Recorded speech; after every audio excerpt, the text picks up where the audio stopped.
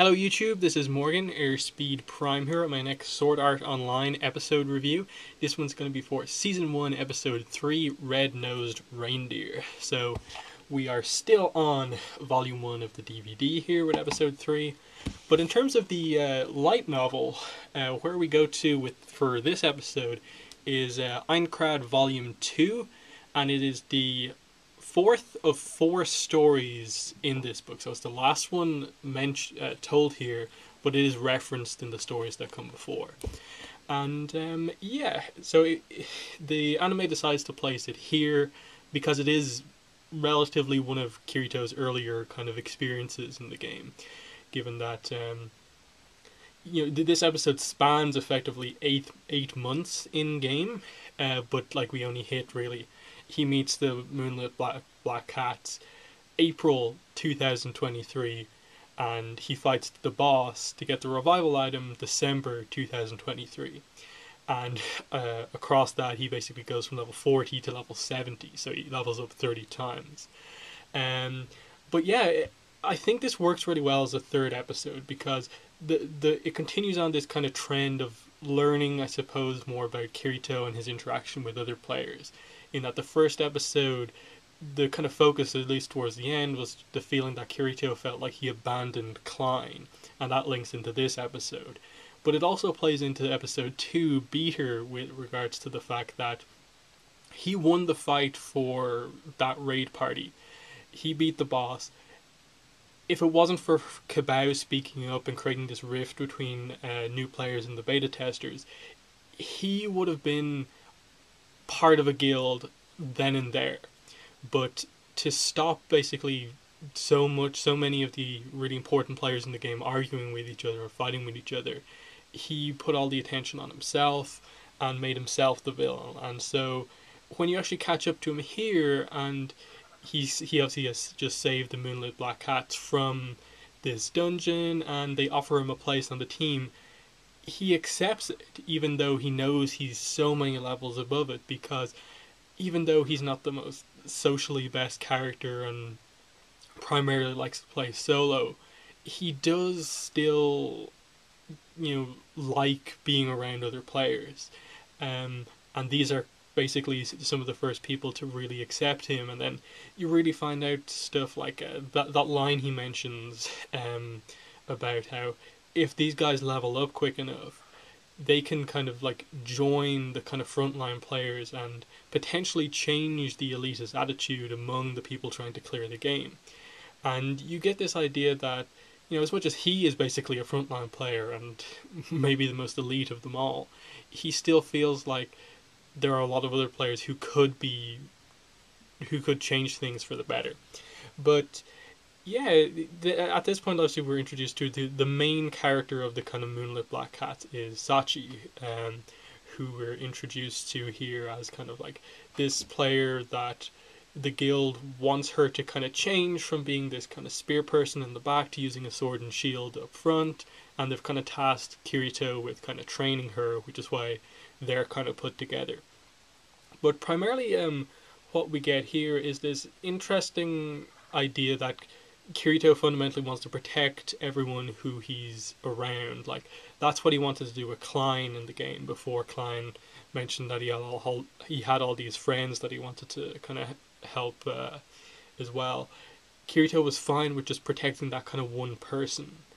And here we see that he wants to protect this whole guild, but when it comes down to it, this was his kind of biggest fear coming true when they went into the dungeon kind of not fully prepared, a bit overconfident.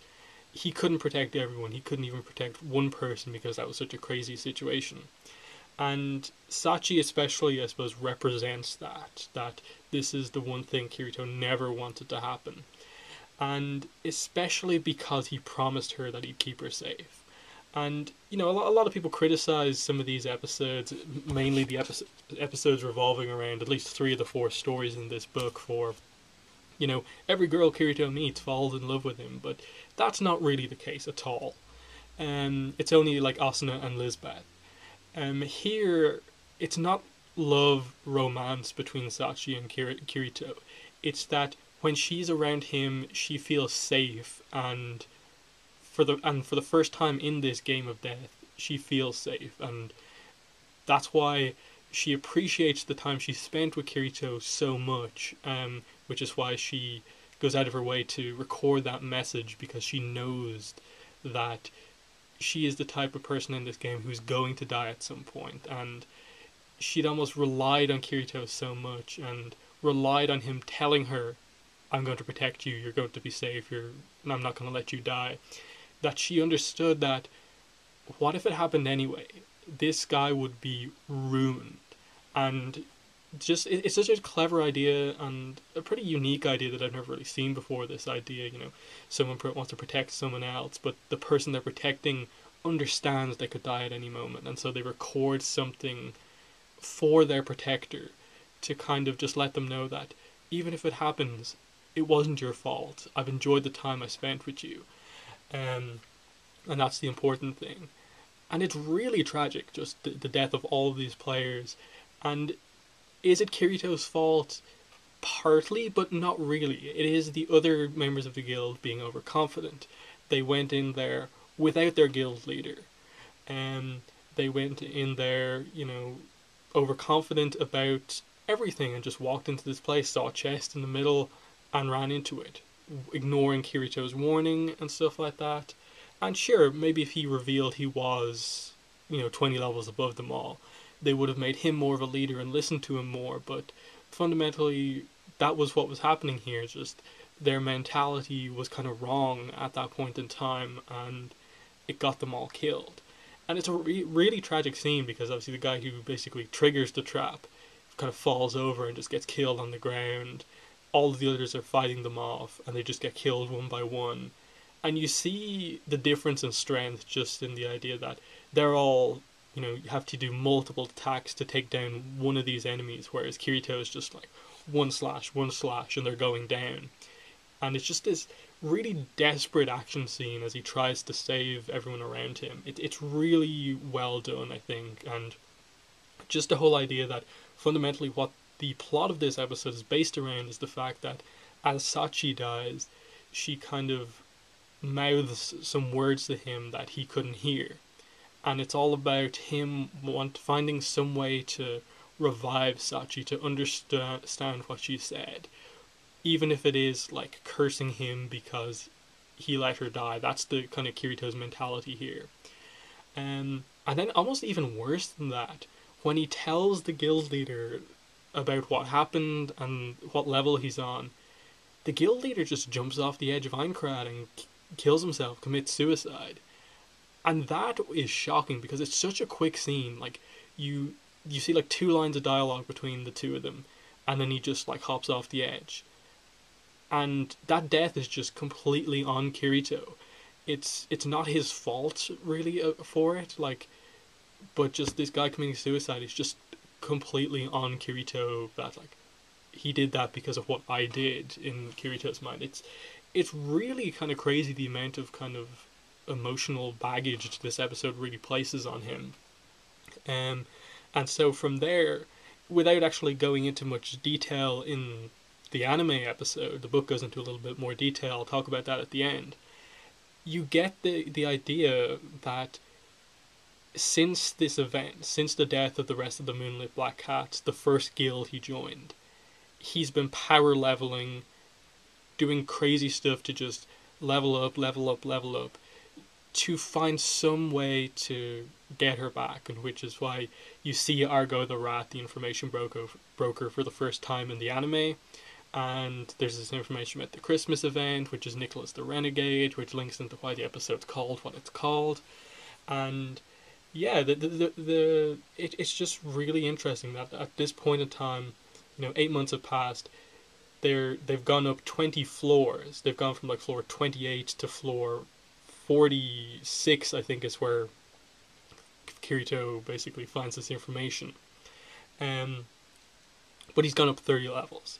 And the book basically explains that he, a little bit like Asuna early on in the game, but to a whole other degree, was just at basically the high experience monster spawn points for hours on end, basically all day, power leveling, And the book has a scene where, earlier on, basically, where the whole idea in the book is that it's framed around the fact that Kirito's remembering what happened rather than you see what happens and then you cut to his reaction. It's kind of framed around the fact that he's talking to Klein, he remembers them, what happened, and then he goes to fight Nicholas the Renegade.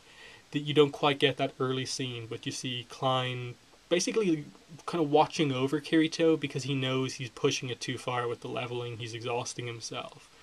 And you see that in the anime as well here, that he's set to die, that even though he's over leveled and he wants to beat this boss, if he can't do that, if he can't get the resurrection item and dies in battle, he's fine because of basically the death of all those players on his hands and his mind. But he beats the boss, and some people could criticize the episode for not showing that fight, but I really appreciate the fact that the episode, they didn't feel the need to have to show the fight. They didn't feel the need that so many other shows do where, okay, we have a fight here, let's just show it. They don't really show any of it. And the point is just, does this boss have this item? The actual fight, I'm sure it's pretty interesting, but it was just this kind of one-on-one fight that may have taken 10 minutes to show, but it would have taken away 10 minutes of interesting emotional and character stuff within the episode. So I can definitely appreciate them not showing it, and just this idea that he walks in, Klein and everyone else is arriving, they hold the other people off, Kirito runs in, and they're just waiting, and he walks out alone, successful with the revival item, but then just that look in his eyes that the item isn't what he expected. And he just gives it away. He doesn't hold on to it to basically change anything for himself, that if anyone else dies around him, that it's going to change things. He gives it to Klein and basically gives him the advice. If someone dies near you, you do it.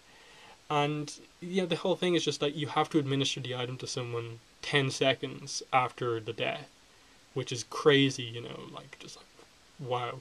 But at the same time, that's the information we got, that their brains are fried very soon after the dying game. But we never really see what this resurrection stone is actually used for. In the books, it's not explained, at least yet, or in the actual anime, it doesn't show it. Now, you sort of question, did Klein have the stone on him when, like, Asuna and Kirito kind of, quote-unquote, died in, like, the last episode of this arc? Or did he use it on someone else before this? I'm not sure, but there's an interesting story there, for sure. But you also get this kind of emotional moment between Klein and Kirito, where just Klein does feel close to Kirito because he was the first player he really kind of met in game properly, and Kirito had taught him so much early on. And Klein knows that Kirito's blaming himself for kind of quote-unquote abandoning him early on in the game, but that's not really the way he feels. He kind of just wants Kirito to stop this solo stuff and join up with him, his friends, and don't be this player kind of just constantly thinking about the past, what happened to your old guild, what happened with the whole beater situation. And you see that emotion come out here, that he considers Kirito a friend, but because of what Kirito's been through at this point in time, it can't work. But I think the ultimate result from this episode is just that you get the idea that Kirito, between levels 40 and 70 in terms of his personal level as a player, were kind of the hardest on him as a character, because he pushed himself to the limit to level up as much as he could and dealt with so much not knowing basically what Sachi said, and just having that just goal in mind that basically if he couldn't revive her, he was willing to die in battle because of what he perceived as him doing something wrong. And so it all leads up to the message thing at the end, that she had actually left him a message kind of pre-recorded to play at Christmas. And it's emotional because she immediately just talks about how comfortable she was around Kirito, and just how she knew that he'd be hurt if she ever died because of everything that he said, and just thanks him at the end, that the time that she spent with him was really good. And that's all that she said. It was just, thank you, goodbye. And it's just this idea that he spent 8 months in the game thinking that she was like kind of cursing him for like getting her killed, when in fact she was thanking him in her final moments for basically the best time that she spent in the game. Which, it's emotional, but it doesn't help Kirito fully. It doesn't heal everything that happened about the situation. And going forward, you see that he is solo basically up until his relationship with Asuna properly kind of blossoms, which is an important part of his character, really. And it's in many ways that is the main character arc of this show, the main plot of this show. It is Kirito's relationship with the other players. When is he going to kind of party up with people? When is he not going to be the solo player? But as I said, really good episode. This one's very accurate for the most part to the story in the novel. There are slight differences here and there, as I said.